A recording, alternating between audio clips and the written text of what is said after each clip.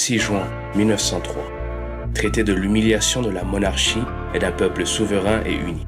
C'est le fameux traité de Kiganda qui consacra la soumission du roi Mwezi Gisabo et la perte de la souveraineté de la monarchie.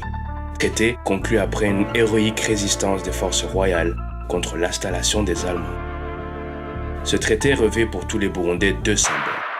Premièrement, c'est un traité qui a marqué l'humiliation d'un État-nation et d'un peuple souverain et uni. Deuxièmement, ce traité de l'humiliation aura malgré tout démontré qu'au Burundi, il existe des hommes et des femmes qui aimaient leur patrie et qui étaient prêts à la défendre jusqu'au sacrifice suprême. Que pour eux, la nation burundaise était un trésor à protéger.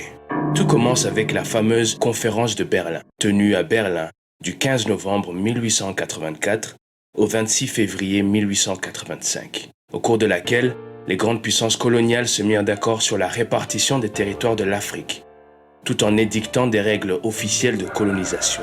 Il va sans dire qu'aucun pays africain n'était représenté à cette conférence. La conférence délimita l'Afrique orientale allemande, appelée Dutch Ost-Afrika, qui comprenait également les territoires de l'Urundi et du Rwanda. En 1896, malgré les hésitations du chancelier Bismarck, les Allemands décidèrent d'occuper immédiatement les terrains attribués du Rwanda et de l'Urundi.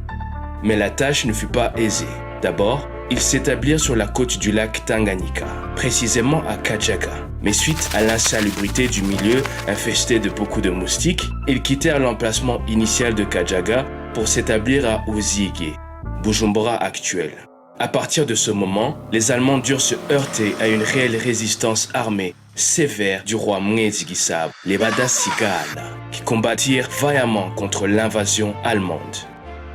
Les Badasigana de Mwezi Gisabo, qui n'avaient pour armes que des arcs et des flèches, surprenaient l'ennemi, armés de fusils, soit pendant que ce dernier chargeait les fusils, soit dans les moments où l'ennemi pensait avoir neutralisé l'armée de Mwezi et se reposait. Malgré cette résistance qui dura 7 longues et douloureuses années, les Barundi furent vaincus.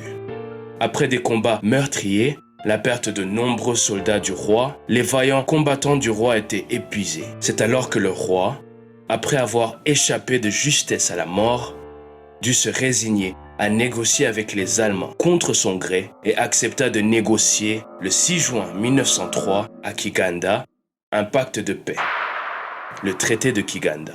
Pour avoir résisté à la pénétration des Allemands au Burundi, le roi Mwezi Gisabo devait subir des sanctions politiques et économiques. D'abord, Mwezi Gisabo devait accepter la souveraineté de l'Allemagne. Un drapeau allemand et une lettre de protection lui furent remis. Ensuite, Kilima et Machoncho, qui avaient aidé les Allemands à combattre le roi Mwezi Gisabo, reçurent une gouvernance indépendante du roi. Il fut confié à Kilima l'administration de la région de Bukeye et Machoncho celle de Muramvya. Ces derniers allaient désormais dépendre administrativement d'Usumbura, c'est-à-dire des Allemands. Mwezi était maintenu Mwami du pays, mais les chefs n'obéirent désormais qu'à la station allemande d'Usumbura. Un poste d'Askaris, africain qui combattait aux côtés des militaires allemands, dirigé par un Allemand, lui fut ouvert pour sa protection.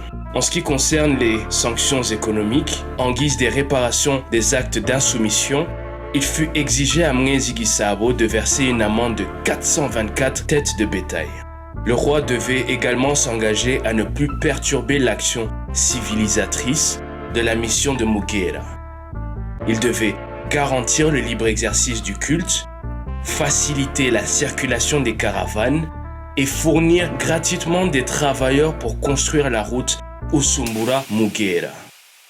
La bataille du royaume du Burundi fut le symbole d'une résistance patriotique, d'un pays uni contre l'invasion étrangère. Elle devait servir d'exemple aux générations futures.